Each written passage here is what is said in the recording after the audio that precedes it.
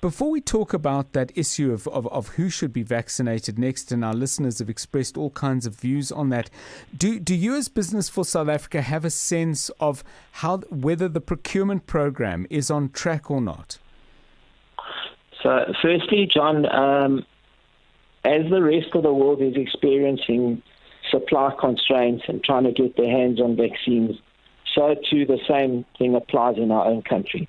So as we stand here right now, the priority is to try and vaccinate as many people as we can prior to the advent of the third wave. Now, of course, we don't know and we cannot predict when the third wave would come along, and no one can do that. But there are certain patterns that emerge. So when you start moving into winter months and people tend to huddle more and be in confined areas, right, so too the risk of a third wave manifest. And of course what you want to do is you want to vaccinate as many people so that you don't have another spate of mortalities, and you also don't overwhelm the healthcare facilities. So that's what Business for South Africa has been advancing. It's no reflection and no different to what the rest of the world is experiencing.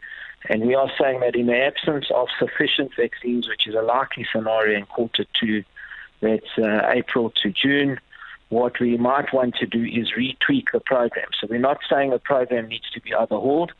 We are merely saying that in the absence of sufficient vaccines, if that is in fact the case, the program needs to be retweaked. And part of that retweaking we are saying or suggesting is that you might want to vaccinate the elderly first.